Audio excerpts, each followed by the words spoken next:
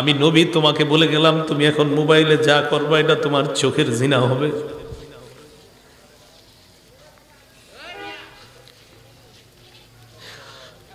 অনেক মানুষ প্রতিদিন এই গুনাহে লিপ্ত হয়, চোখের জিনা করে।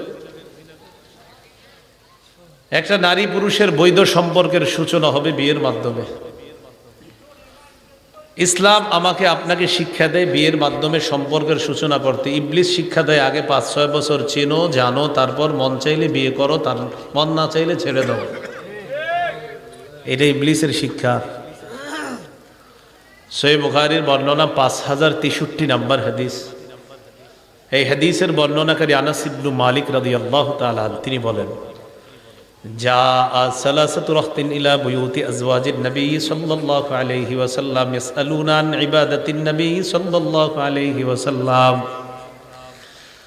তিন ব্যক্তি আল্লাহ রাসূল সাল্লাল্লাহু আলাইহি সাল্লামের বিবিদের ঘরের সামনে আসছেন নবীজির ঘরের ইবাদতের ব্যাপারে জানার জন্য। তো প্রশ্ন করছে নবীজি ঘরে কি করে। ফালাম্মা উখবিরু কান্নাহুম তাকাল্লুহা, যখন তাদেরকে জানানো হলো নবীজির ঘরের ইবাদতের ব্যাপারে, বিভিন্ন বর্ণনা দ্বারা, সহিহ বুখারীর বর্ণনা সহ অনেক বর্ণনা দ্বারা জানা যায় নবীজি নিজের জুতা মুবারক, জামা মুবারক নিজেই সেলাই করতেন, ঘরের কাজে সহযোগিতা করতেন, বিবিদের কাজে সহযোগিতা করতেন। তো যখন জানানো হলো নবীজি ঘরে এই করে, কান্নাহুম তাকাল্লুহা, ওই তিনজনের কাছে নবীজির ঘরের ইবাদত কম মনে হলো, তারা নবীর ঘরের ইবাদতটা কম মনে করলো, আর একটু কমিয়ে দেন আওয়াজটা। তো যখন তারা ইবাদত কম মনে করলো, ফাজা রাসূলুল্লাহ সাল্লাল্লাহু আলাইহি ওয়াসাল্লাম, নবীজি দিক দিয়ে বাসায় আসছে, আর এই তিনজনের অভিব্যক্তিটা শোনেন, যে তিনজন গেছে। فقالوا أين نحن من النبي صلى الله عليه وسلم وقد غفر الله له ما تقدم من ذنبه وما تأخر। তাদের তিনজনের বক্তব্য, কোথায় আমরা, কোথায় আল্লাহ নবী। আল্লাহ নবীর এত ইবাদত করা দরকার নাই, আল্লাহ নবীর আগে কোনো গুনাহ নাই, পরে কোনো গুনাহ নাই, যদি থাকতো আল্লাহ অগ্রিম সব মাফ করে দিছে। গুনাহ কিন্তু নাই, কিন্তু আল্লাহ এমনি ঘোষণা করছেন আগে পরে সব মাফ। তা একজন কয় ফাম্মা আনা ফাইন্নি উসাল্লিল লাইলা আবাদা, একজন কয় আমি সারা রাত নামাজ পড়বো, আমি ঘুমাবো না। ওনার মতে সারা রাত নামাজ পড়ার মানেই হলো বড় ইবাদত গুজার। ওয়াকালা আখার ফাইন্নি আসুমুদ দাহরা ওয়ালা উফতিরু, আরেকজন কয় আমি সারা জীবন রোজা রাখবো, কখনো রোজা ছাড়বো না। ফরজ রোজা তো রাখবেই, নফল রোজাও ছাড়বে না। وقال آخر أعتزل النساء فلا أتزوج أبدا, আরেকজন কয় আমি নারীদের থেকে দূরে থাকবো, কখনো বিয়ে করব না, কখনো বিয়ে করব না। فجاء رسول الله صلى الله عليه وسلم إليهم فقال أنتم الذين قلتم كذا وكذا, তাদের কাছে নবীজি আসলেন, আসার পর বললেন তোমরাই কি তারা যারা এটা বললা ওটা বললা এমন এমন বলছো। শোনো নবীজি ভূমিকাটা কি নিতেছে দেখেন, শোনো তোমরা, আমা ওয়াল্লাহি ইন্নী লাআখশাকুম লিল্লাহ ওয়া আতকাকুম লা, আল্লাহর কসম এই পৃথিবীতে মানুষের মাঝে সবচাইতে আল্লাহকে আমি বেশি ভয় করি। এটা নবীজি বইলে কি বলতেছে দেখেন, আমি আল্লাহকে সবচেয়ে বেশি ভয় করি, সেই আমার ব্যাপারে তোমরা শোনো। উসাল্লি ওয়া আরকুদু, আমি রাতের বেলা নামাজ পড়ি আবার রাতের বেলা ঘুমাই। নবীজি বুঝাইলেন আমি রাতে নামাজও পড়ি আবার রাতে আমি ঘুমাই। আবরার ভাই আলোচনা করলেন না তারাবি সম্পর্কে, ওই যে 8 রাকাত তাহাজ্জুদ, এই তাহাজ্জুদের ব্যাপারে ইমাম ইবনে আব্দুল বার লেখছেন ইউসাল্লি আরবা, 4 রাকাত পড়তেন তাহাজ্জুদ রসুল পইরা, সুম্মা ইয়ানাম, ঘুমাইতেন, ঘুম থেকে উইঠা সুম্মা ইউসাল্লি আরবা, আবার 4 রাকাত পড়তেন, পড়ার পর সুম্মা ইয়ানাম, আবার ঘুমাইতেন, ঘুম থেকে ওইটা সুম্মা ইউতিরু বিসালাস, এরপর 3 রাকাত পড়তেন। তো রসুল নামাজ পড়তেন, ঘুমাইতেন, আল্লাহর হক আদায় করতেন, শরীরের হক আদায় করতেন। তো সারা রাত ফজরের সুন্নতের আগ পর্যন্ত যেই নামাজ, এটার নাম কি হবে বলেন তো? তাহাজ্জুদ। যাই হোক, তো রসুল সাল্লাল্লাহু আলাইহি সাল্লাম বলেন আমি ঘুমাই আবার আমি নামাজ পড়ি, আমি নামাজ পড়ি আমি ঘুমাই। তার মানে ঘুমানো, শরীরের হক আদায় করা, আবার নামাজ পড়া, তো মাঝে মাঝে যে আপনি ঘুমান, রাতের বেলা ঘুমান, এই ঘুমানো মানে এমন না যে আপনি আল্লাহরে ভয় করেন না। শরীরের হক আদায় করা, এটার মানিও আল্লাহকে ভয় করা, অর্থাৎ শরীরের হক আদায় করা। এই শরীর তো আল্লাহ দিয়েছেন, এটার একটা হক আছে। এই হক আদায় করাটা এটাও আল্লাহর হুকুম পালন করার মধ্যেই পড়ে। শরীরের হক আছে, চোখের হক আছে। তো নবীজি কিন্তু প্রথমে ভূমিকা নিছে, আমি আল্লাহকে সবচেয়ে বেশি ভয় করি, সে আমি ঘুমাই আবার নামাজও পড়ি। এরপরে নবীজি বলেন, আমি আল্লাহকে সবচেয়ে বেশি ভয় পাই, উসল্লি ও আসুমু ওয়া উফতিরু, আমি মাঝে মাঝে রোজা রাখি আবার রোজা রাখি না। সোমবার রোজা রাখি, বৃহস্পতিবার রোজা রাখি। আইয়ামে বীজের 13, 14, 15 রোজা রাখি। মুহররমের 10 তারিখ আগে পরে একটা, মানে 2টা রোজা। তো নবীজি সাল্লাল্লাহু আলাইহি ওয়াসাল্লাম বলেন, আমি রোজা রাখি আবার মাঝে মাঝে রোজা ছেড়ে দেয়, এমন না। সারা বছর রোজা রাখি, এমন না। এবার নবী বললেন, আমি আল্লাহকে সবচেয়ে বেশি ভয় পাই, আতাজাওয়াজুন নিসা, আমি নারীদেরকে বিয়ে করি আবার বিবির হক আদায় করি। নবীজি বলেন, ফামান রাদিবা আন সুন্নতি ফালাইসা মিন্নি, এগুলা হলো আমার সুন্নত, বিয়ে করা আমার সুন্নত। আমার সুন্নতকে যে অবজ্ঞা করে সে আমার অন্তর্ভুক্ত নয়।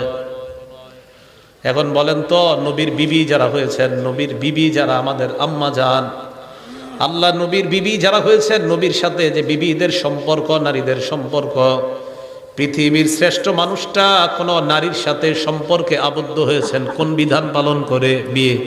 বলেন তো কি? তাহলে বিয়ের মাধ্যমে সম্পর্কের সূচনা হবে। এটা কে শিক্ষা দেয়? বলেন ইসলাম। বলেন কে শিক্ষা দেয়? ইসলাম। কে শিক্ষা দেয়? ইসলাম। আর ইবলিস আমাদেরকে কি শিক্ষা দেয় বলেন তো? আগে অবৈধ সম্পর্ক কিছুদিন করো, তারপর বিয়ে করো, চিনো জানো। আল্লাহ আমাদেরকে বোঝার তৌফিক দান করেন। সহিহ বুখারীর বর্ণনা 5078 নম্বর হাদিস। এই হাদিসের বর্ণনাকারী আম্মা জান আয়েশা সিদ্দিকা রাদিয়াল্লাহু তাআলা আনহা, তিনি বলেন, ক্বালা রাসূলুল্লাহ সাল্লাল্লাহু আলাইহি ওয়াসাল্লাম, ইন্নী উরিতুকি ফিল মানাম মাররাতাইন। আল্লাহ নবী বলেন, আয়েশা, স্বপ্ন যুগে তোমাকে বিয়ে করার আগে স্বপ্ন যুগে আমাকে 2 বার দেখানো হয়েছে। তোমাকে বিয়ে করার আগে আমি স্বপ্নে 2 বার দেখলাম। আমি দেখলাম ফাইদা রাজুলুন ইয়াহমিলুকি ফি সারাকাতি হারির, এক ব্যক্তি তোমাকে রেশমের কাপড়ের মধ্যে পেঁচায় আমার সামনে দিয়ে নিয়ে যায়। আমাকে বলে, হাদিহি ইমরাতুক, এটাই হলো আপনার বিবি। ফাকশিফুহা, রেশমের কাপড়টা আমি খুললাম। খোলার পর আমি তাকায়া দেখলাম, ফাইদা হিয়া আনতি, রেশমের কাপড়ের মধ্যে তোমাকে দেখা যায়। ফাকুলু ইয়াকুন হাযা মিনাল্লাহ ইউমজি, আমি মনে মনে বললাম, এই স্বপ্ন যদি আল্লাহর পক্ষ থেকে হয়, অচিরেই আল্লাহ এই স্বপ্নের বাস্তবায়ন ঘটিয়ে দিবেন। এর মানে আয়েশা, আমি বুঝতে পারলাম আল্লাহ তোমাকে আমার বিবি বানাবেন। বলেন তো আম্মা জান আয়েশা নবীর বিবি হয়েছেন কোন বিধান পালনের মাধ্যমে? আম্মা জান আয়েশা সেই নারী, সাহাবাদের মধ্যে বিখ্যাত 7 জন মুফতির মধ্যে 6 জন পুরুষ, 1 জন হলেন নারী। এই 1 জন নারী হলেন আম্মা জান আয়েশা সিদ্দিকা রাদিয়াল্লাহু তাআলা আনহা। তাহলে ইসলাম কি শিক্ষা দেয়? সম্পর্কের সূচনা, বলেন সবাই, কি হবে? বিয়ে দিয়ে। বলেন সম্পর্কের সূচনা কি দিয়ে? এই যেগুলো প্রেম করেন সবাই বলেন, সম্পর্কের সূচনা কি দিয়ে হবে? হ্যাঁ, বিয়ে দিয়ে। সহিহ বুখারীর বর্ণনা 5069 নম্বর হাদিস। এই হাদিসের বর্ণনাকারী সাঈদ ইবনে জুবায়ের, তিনি আব্দুল্লাহ ইবনে আব্বাসের ছাত্র। খুব মন দিয়ে শুনেন কি বলে। সাঈদ ইবনে জুবায়ের বলেন, ক্বালা লি ইবনে আব্বাস হাল তাযাওয়াজতা। সাঈদ ইবনে জুবায়ের বলেন, আমার উস্তাদ আমাকে বললেন, তুমি বিয়ে করেছো কিনা? আমি জবাব দিলাম, না, আমি এখনো বিয়ে করি নাই। উস্তাদরা ছাত্ররা বলে না, বিয়ে করছিস নি? আম করে তো মেশকাত দাওরা যে বছর পড়তাম, খালি মাদ্রাসায় গেলি ছুটিতে, কিরে বিয়ে শাদী হয়েছে, মানে এখন মাওলানা হয়ে গেছে। এই সব হুজুর যারা আছে সবাই রে হুজুররা এগুলোই বলতো। তা আব্দুল্লাহ ইবনে আব্বাস তার ছাত্ররা বলে, বিয়ে করছো? তো বলে, জি না, আমি বিয়ে করি নাই। কথা যাও বস, মিয়া বিয়ে করো তাড়াতাড়ি। ফাইন্না খায়রা হাদিহিল উম্মাহ আকসারুহা নিসাআ। হ্যাঁ, এই উম্মতের সর্বশ্রেষ্ঠ যে মানুষটা, তার অধিক সংখ্যক বিবি ছিল, আর তুমি এখনো বিয়ে করো নাই। বিয়ে করো তাড়াতাড়ি। কি করো? অধিক সংখ্যক বিবি ছিল, খুশি না?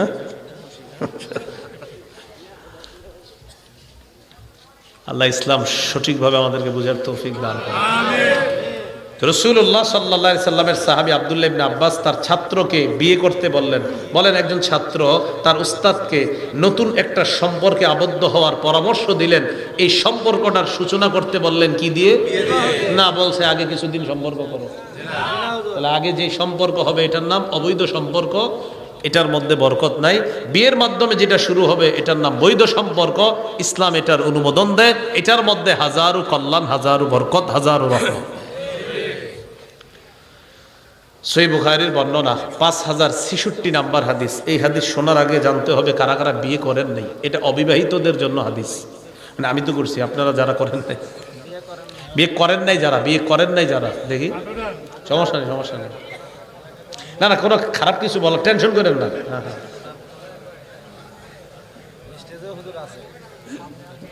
একটাও করেন না? আচ্ছা আচ্ছা, ঠিক আছে, হাত নামান। হ্যাঁ, আব্দুল্লাহ ইবনে মাসউদ রাদিয়াল্লাহু তাআলা আনহুর বর্ণনা, সহিহ বুখারী 5066 নাম্বার হাদিস। আর আব্দুল্লাহ ইবনে মাসউদ রাদিয়াল্লাহু তাআলা আনহু قال كنا مع النبي صلى الله عليه وسلم شبابا। আব্দুল্লাহ ইবনে মাসউদ রাদিয়াল্লাহু তাআলা আনহু বলেন আমরা একদল যুবক আল্লাহর নবীর সাথে ছিলাম। মাহফিলটা যুব সমাজের, ঠিক না?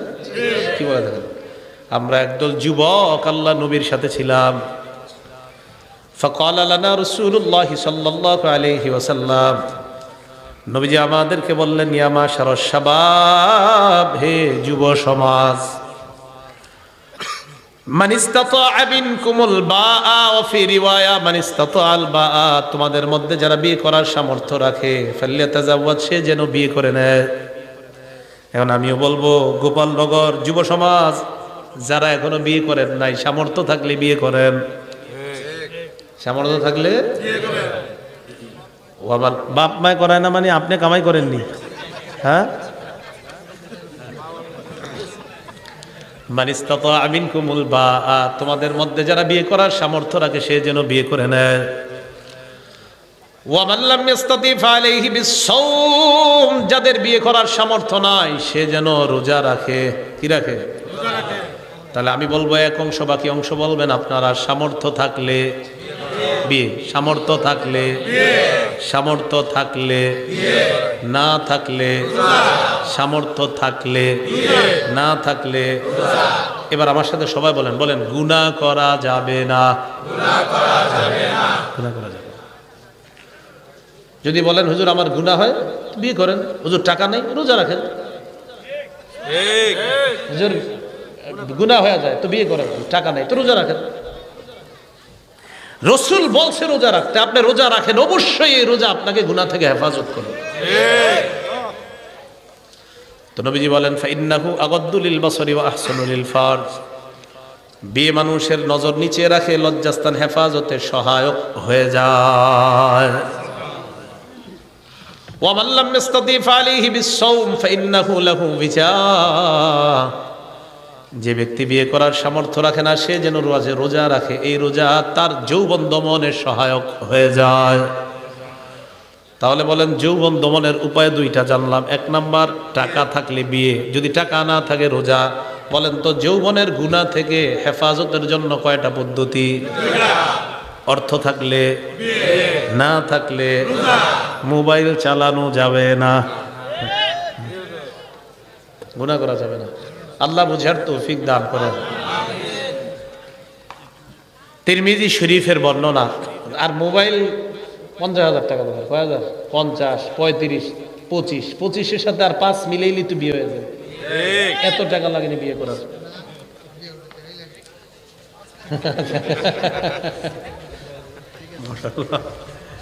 একটা আলোচনা আছে আমার, বিয়ে করতে যে টাকা লাগে না, এটা একটা বয়ান আছে। কোন বয়ানে জানি আছে বিয়ে করতে টাকা লাগে না। কোরআনের হাফেজ একটা বর্ণনা আছে, দেখবেন আপনার বুখারীর বর্ণনা, যে রাসূল এক সাহাবীর রাখছে দিয়ে আস। আচ্ছা বইলা ফেলে হাদিসটা। হ্যাঁ, একজন বসে রয়েছে, আচ্ছা দেখ আমাদের বিষয়বস্তু যেন ছুটে না যায়, তো একজন বসে রয়েছে। এক নারী আইসা নবীজিরে কয়, ইন্নী ওয়াহাবতুল্লাকা নাফসি, হুজুর আমি নিজের আপনার জন্য দান করে দিলাম, মানে আমি আপনারে দান করে দিলাম, আপনি আমাকে যেইভাবে নিবেন, আমি ওইভাবে রাজি আছি। মানে চাইতেছে যে নবীজি যেন তাকে বিবি হিসাবে গ্রহণ করে নেয়। তো নবীজি নিচের দিকে তাকায় রইলেন, কোনো কথা বলে না। এক সাহাবী পাশে বসে, হুজুর যদি এই নারীকে আপনার কোনো প্রয়োজন না থাকে তো আমার সাথে বিয়ে দিয়ে দেন। রাসূলুল্লাহ সাল্লাল্লাহু আলাইহি সাল্লাম বললেন, বিয়ে করার সামর্থ্য আছে? সহিহ বুখারীর বর্ণনা। তো বলতেছে, হুজুর বিয়ে করার সামর্থ্য আমার তো তেমন কিছু নেই। বাড়িতে যাও, গিয়ে খোঁজো, খুঁজা কিছু পাইলে নিয়ে আসবা। যদি লোহার কোনো আংটিও পাও এটাই নিয়ে এসো, লোহার আংটিও যদি পাও নিয়ে এসো। তো গিয়েছে, ঘুরে আইসা, হুজুর পাই না, কিচ্ছু নাই। হুজুর ইল্লা ইজারি হাজা, আমার লম্বা বয়ান আছে দেখবেন, ইল্লা ইজারি হাজার, আমার এই তহবন্দ। তহবন্দ মানে এখনকার যুগে হাজী সাহেবরা দেখবেন গিয়ে এই হাতা কাটা একটা লম্বা পরে কিছু একটা এখান থেকে, মানে পুরো একটা। তো ইজারি, যদি ইজারের বাংলা অর্থ হলো লুঙ্গি, ইজারের বাংলা অর্থ কি? বাকি ওই ইজার দ্বারা উদ্দেশ্য হলো এইখান থেকে একদম পা পর্যন্ত ঢেকে রাখে এটা। তো আয়েশা বলতেছে, হুজুর এইটা ছাড়া আমার আর কোনো সামর্থ্য নাই, চিন্তা করেন। তো রাসূল বললেন, এটা ছাড়া কিছু নাই না? তোমার এটার অর্ধেক যদি তোমার বউরে দেই তো তুমি কি পরবা? নবীজি আবার এটা বলতেছে, অর্ধেক যদি বিবিরে মোহর দেই কি পরবা? না না, বিয়ে হবে না, যাও। তো যাবে এই টাইমে কয়, দাঁড়াও দাঁড়াও, হাল মাআকা মিনাল কোরআন, কোরআনের কিছু পারো তুমি? কয় জি। কি পারো? কয় সূরাতুল কাযা ওয়া কাযা, অমুক অমুক সূরাটা আমি পারি। নবীজি বললেন, ঠিক আছে, যাওয়াজতুকাহা বিমা মাআকা মিনাল কোরআন, এই মেয়েটাকে তোমার সাথে, তুমি যে কোরআন পারো কিছু, এই কোরআন পারার কারণেই আমি তোমার সাথে মেয়েটাকে বিয়ে করে দিই। সুবহানাল্লাহ। কি বিয়ে হয়নি? মাশাআল্লাহ, অনেক টাকাওয়ালারা তাদের মেয়েকে হাফেজে কোরআন বা ভালো আলেম, টাকা পয়সা না, এরকম খুঁজে খুঁজে ছেলের কাছে বিয়ে দিয়ে দেয়। আচ্ছা যাই হোক, আমরা আলোচনায় যাই। তো বলছিলাম, পবিত্র সম্পর্কের সূচনা হবে বিয়ে দিয়ে, অবৈধ সম্পর্ক আমরা যাব না। আল্লাহ আমাদেরকে হেফাজত করে। আমিন। তিরমিজি শরীফের 1080 নম্বর হাদিস, قال رسول الله صلى الله عليه وسلم أربع من سنن المرسلين, আল্লাহ নবী বলেন সমস্ত রাসূলদের সুন্নাত চারটা। বলেন সব রাসূলদের সুন্নাত কয়টা? এক নাম্বার আল হায়া, লজ্জা। সব রাসূলের সুন্নাত হলো লজ্জা। এক নাম্বার লজ্জা। বলেন এক নাম্বার লজ্জা। লজ্জা, লজ্জাটার এত অভাব আমাদের। ছেলে মেয়ে, বাবা মা, ভাই বোন, পারিবারিক বন্ধন অটুট রাখার জন্য ড্রয়িং রুমে বসে একসাথে নাটক সিনেমা দেখার ঘটনা বাংলাদেশে না থাকলেও পৃথিবীতে আছে। আচ্ছা আচ্ছা আচ্ছা আচ্ছা, ঠিক আছে। মুসনাদ আহমদের 26,638 নম্বর হাদিসে রাসূল সাল্লাল্লাহু আলাইহি সাল্লাম বলেন, ইযা যাহারাতিল মাআসি ফি উম্মতি আম্মাহুমুল্লাহু বিআযাবিন মিন ইনদিহি, আমার উম্মতের মধ্যে যখন গুনাহ প্রকাশ্যে রূপ ধারণ করবে, কবে করবে রূপ ধারণ প্রকাশ্যে? কবে? আগামীকাল না চলতেছে? নবীজি বলেন, আমার উম্মতের মধ্যে যখন গুনাহ প্রকাশ্যে রূপ ধারণ করবে, আল্লাহ তাদেরকে ব্যাপক গজব দ্বারা পাকড়াও করবে। নাউযুবিল্লাহ। আমি মাঝে মাঝে চিন্তা করি, আমার আব্বা 5 বছর আগে মারা গেছে, আমার আব্বার পাশে বসে আমি সিনেমা দেখতে পারতাম। গ্রামে চিন্তা করি যে আচ্ছা, আমি আর আমার আব্বা সিনেমা দেখি। চিন্তা করি গাড়িতে বসে বসে যে আব্বার আমি যদি সিনেমা দেখতাম, তখন আমি গুনাহ তো হবে, এই গুনাহের অপশনটা পরে রাখি। আমি চিন্তা করি যে আচ্ছা, আমার রুচি কি বলে, কি বলেন কি? তো আমি চিন্তা করে দেখলাম, না না, মানুষের যদি কোনো মানসিক রুচি থাকে, কেউ যদি মানুষ হয়, কি হয়? আর তার যদি মানসিক রুচি থাকে, তো কোনো রুচিশীল মানুষের রুচি, তার বাপ আর ছেলে আর মা একসাথে বসে নাটক সিনেমা দেখবে, গুনাহের চিন্তাটা পড়ে। আরে রুচিও তো কোনোদিন মা বাবা একসাথে বসে সিনেমা দেখবে সন্তানের সাথে, এটা তো কোনো রুচিশীল মানুষের পক্ষে হতে পারে না। রুচি কিভাবে দেয়? লজ্জা করে না? লজ্জারও তো একটা ব্যাপার আছে। ছেলে মেয়ে ভাই বোন একসাথে বৈশা নাটক সিনেমা, আরে রুচি কিভাবে আপনাকে সাহায্য? সেটা বলেন। গুনার চ্যাপ্টার রাখেন, গুনাহ পরে, রুচি কিভাবে আপনার দেয়? এটার নাম বন্ধন অটুট রাখা না। বন্ধন অটুট রাখতে চান, একসাথে বৈশা খানা খান। রাসূল বলছে, ইজতামিউ আলা তাআমিকুম, স্বামী স্ত্রী ছেলে মেয়ে একসাথে বৈশা খানা খান। ওটাতে রাসূল বলছে ভরপুর বরকত দান করবে। এটা না করে একসাথে টেলিভিশন দেখে, এটার নাম পারিবারিক বন্ধন অটুট রাখা না, এটার নাম অশ্লীলতা, এটার নাম বেহায়াপনা, এটার নাম নির্লজ্জতা, এটার নাম আমাদের সমাজ ধ্বংস করার একটা হীন ষড়যন্ত্র ছাড়া আর কিছু না।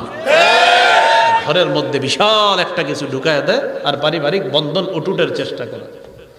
আরে মিয়া, রুচিকে জিজ্ঞাসা করেন, আপনার শরম করে না? আপনি ছেলে আর মেয়ের সাথে একসাথে বসে টেলিভিশন দেখেন, আপনার রুচি কি বলে সেটা আগে দেখেন। গুনাহের চাপটার পরে আলেমদেরকে জিজ্ঞেস করেন, গুনাহ তো আপনিও জানেন, কিন্তু রুচি কি বলে। রাসূলুল্লাহ সাল্লাল্লাহু আলাইহি সাল্লাম বলেন, সব রাসূলদের সুন্নত কয়টা? চারটা। সমাজ বাঁচান, পরিবার বাঁচান, এগুলা করেন না। এক নাম্বার আল হায়া, লজ্জা। দুই নাম্বার আত্তাআত্তুর, সুগন্ধি ব্যবহার করা। তিন নাম্বার সিওয়াক, মিসওয়াক করা। চার নাম্বার আন-নিকাহ, বিয়ে করা। কি করা? বিয়ে করা। তাহলে হাদিস দ্বারা বুঝলাম সব রাসূলরা কোন নারীর সাথে পবিত্র সম্পর্কে আবদ্ধ হয়েছেন কোন বিধান পালন করে? আগে 2 বছর রেস্টুরেন্টে দেখা করা, এটা করতে আসলো। রিকশায় ঘুরতে হবে, এটা করতে আসলো। 14 ফেব্রুয়ারি প্রথম দেখা করতে হবে, এটা আসলো করতে, আল্লাহ জানে। আল্লাহ আমাদের সমাজকে হেফাজত করেন, আল্লাহ আমাদের দেশকে হেফাজত করেন। যুবক ভাইয়েরা মাহফিলের আয়োজন করছেন, আপনারাও ঠিক হয়ে যান। তাহলে 1 নাম্বার কারণ জানলাম আমাদের চরিত্র ধ্বংসের, ইসলামী শিক্ষার অভাব। ইসলাম শিক্ষা দেয় বিয়ে করো, আর ইসলামের বহির্ভূত শিক্ষা হলো আগে চিনো, জানো, 5 বছর প্রেম করো। এটা হলো ইসলাম বহির্ভূত শিক্ষা।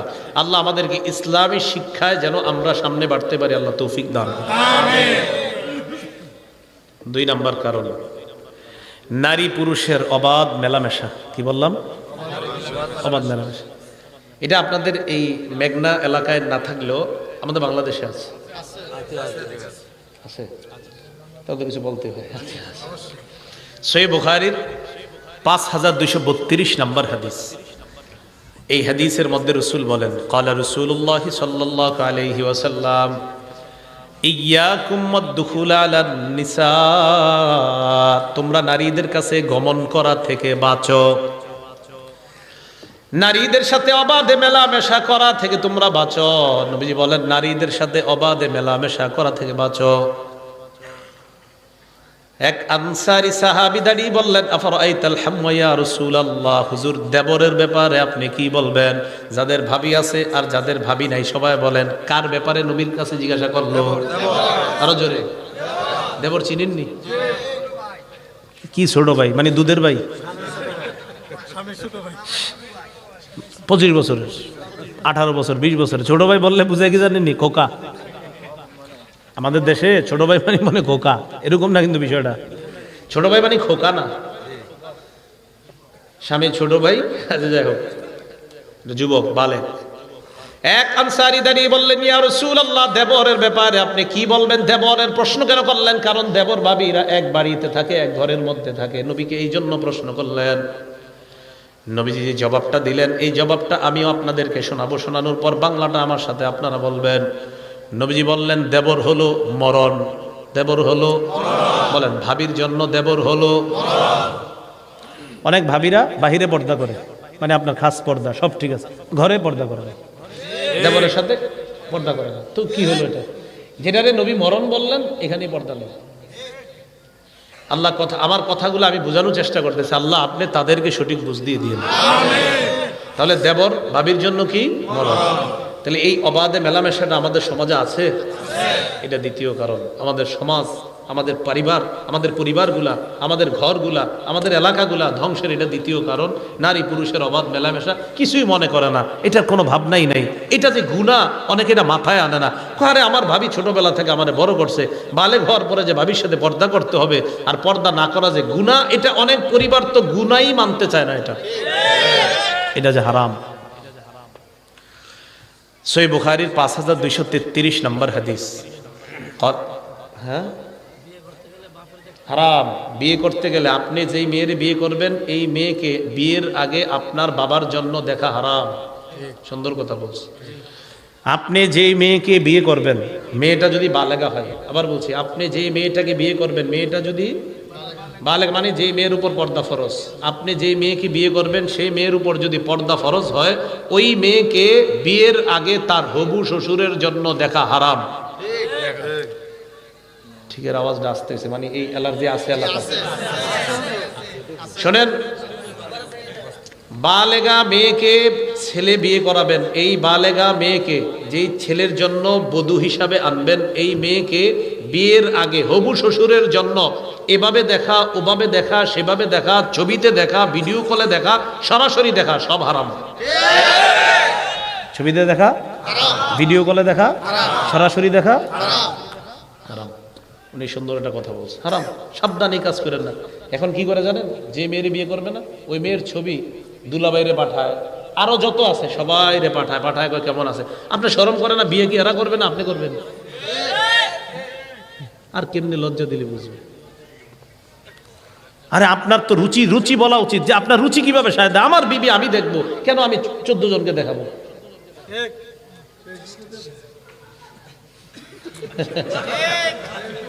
ফেসবুকে দিয়ে দেয়। আল্লাহ হেফাজত করে।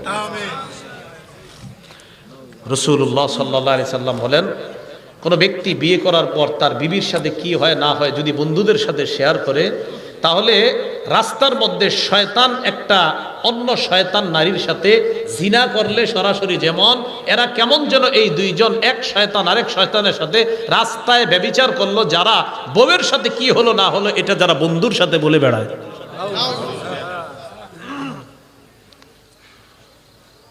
তো বলছিলাম বুখারী শরীফের 5233 নম্বর হাদিস, ক্বালা রাসূলুল্লাহ সাল্লাল্লাহু আলাইহি ওয়াসাল্লাম, লা ইয়াখলুয়ান্না রাজুলুন বিইমরাআ ইল্লা যু মাহরামিন, কোন নারীর সাথে কোন পুরুষ একান্তে কথা বলবে না মাহরাম ছাড়া। কি ছাড়া? কোন নারী যদি কোনো চেম্বারের মধ্যে বসে, ওই চেম্বারের মধ্যে যদি কোনো পুরুষ থাকে, ডাক্তার যদি পুরুষ হয় আর নারী যদি একা হয়, ঘরের মধ্যে যদি অন্য কেউ না থাকে, আল্লাহ নবী কয় এই জায়গায় এই নারী মাহরাম ছাড়া ওই পুরুষের সাথে একান্তে কথা বলা যাবে না। কি বলা যাবে না? এই কথা বুঝতেছেন? কোন পুরুষ কোন নারীর সাথে একান্তে কথা বলবে না মাহরাম ছাড়া। তাহলে চেম্বারের মধ্যে যদি মহিলা ডাক্তারের সামনে মহিলা ডাক্তার হয় সমস্যা নাই, কিন্তু মহিলা ডাক্তারের সামনে যদি পুরুষ হয়, ওই মহিলার সাথে অবশ্যই তার মাহরাম থাকতে হবে। হয়তো বাবা থাকবে, না হয় ভাই থাকবে, না হয় স্বামী থাকবে। যদি স্বামী ওই মহিলার সাথে ভিতরে প্রবেশ করতে চায়, আর ডাক্তার যদি বলে পেশেন্টের সাথে রোগীর সাথে অন্য কেউ এলাও না, ওই স্বামী তখন বলে দেওয়া দরকার, আমার বিবির সাথে আমি যদি এলাও না হই তাহলে আপনি কিভাবে এলাও? নবীজি নিষেধ করেছেন।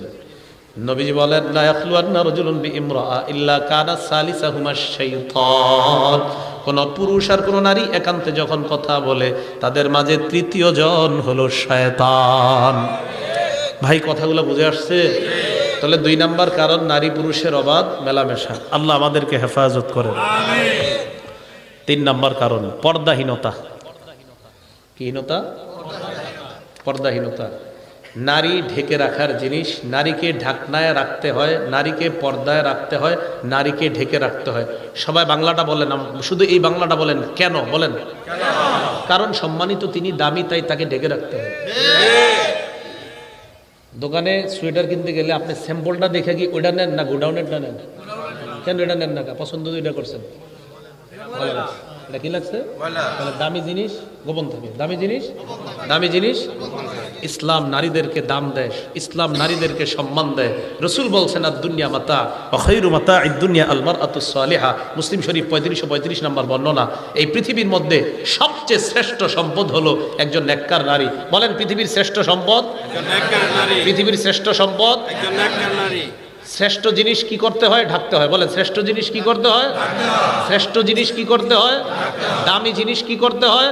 পৃথিবীর সবচেয়ে দামি নেককার নারী, নেককার, পৃথিবীর সবচেয়ে দামি, তাই আমরা তাকে ঢেকে রাখি, তাই তাকে ঢেকে রাখি। বলেন তো আমরা কাকে দেখি না ইনশাল্লাহ জান্নাতে দেখব? আল্লাহকে। আচ্ছা এই তো ঠিক আছে, আমরা কাকে দেখি না? কোথায় দেখব? কারণ আল্লাহর চেয়ে দামি আর কেউ নাই, তো তাই এখন আল্লাহ গোপন।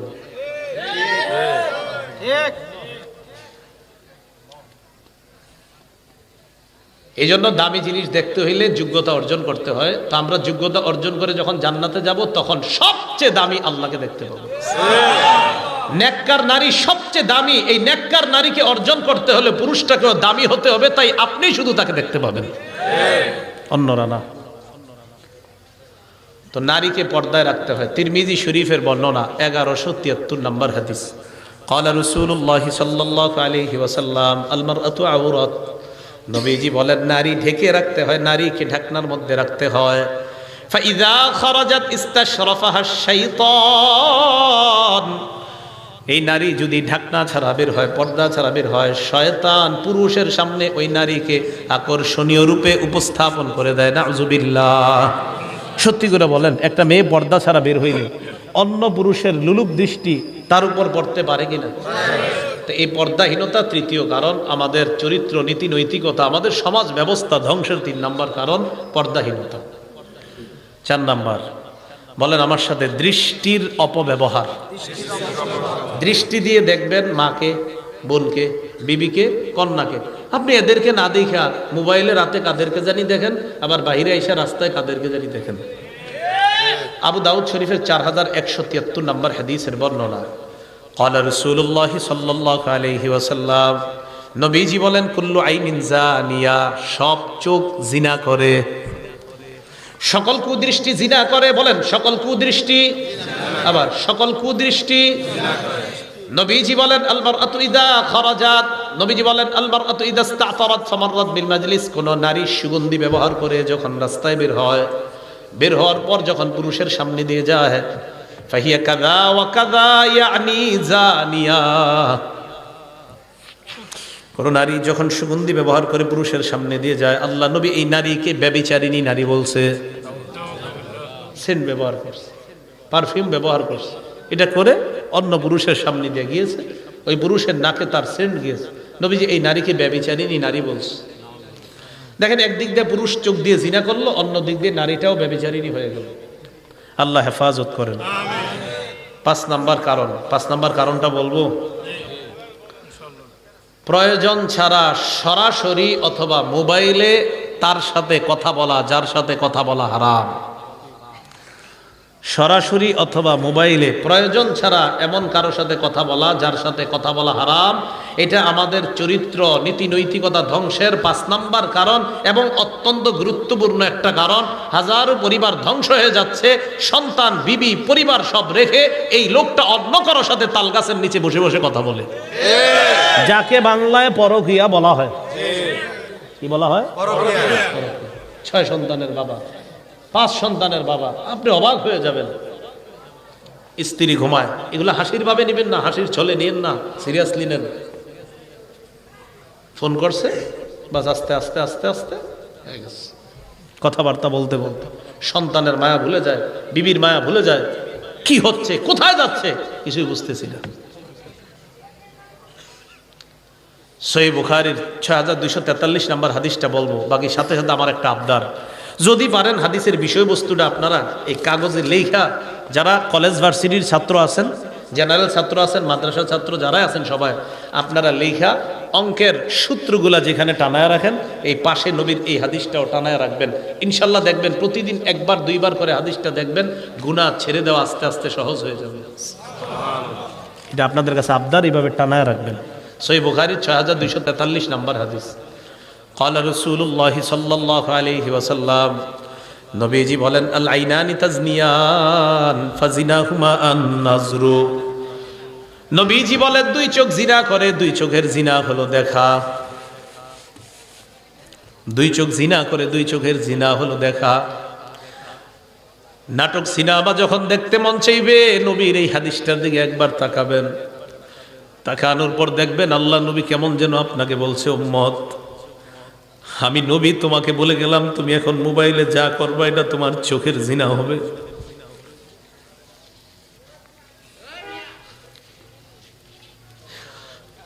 অনেক মানুষ প্রতিদিন এই গুনাহে লিপ্ত হয়, চোখের জিনা করে।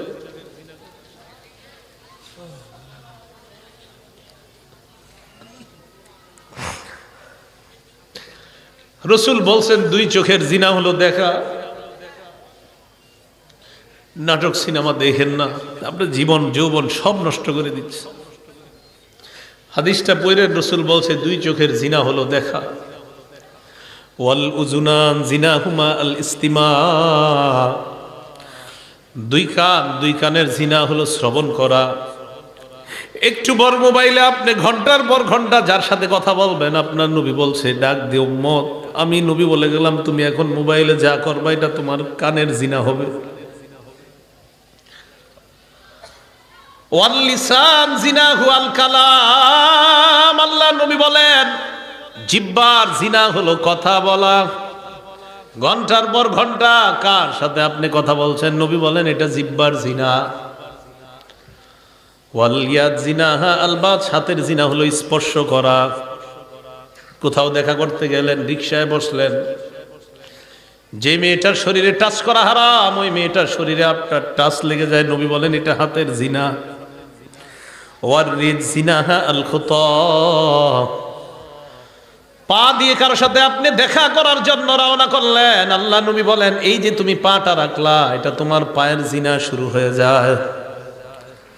তো নবীজি বলেন আল আইনানি তাজনিয়ান, দুই চোখ জিনা করে, দুই চোখের জিনা হলো দেখা। ওয়াল উজুনান জিনাহুমা আল ইস্তিমা, দুই কানের জিনা হলো শ্রবণ করা।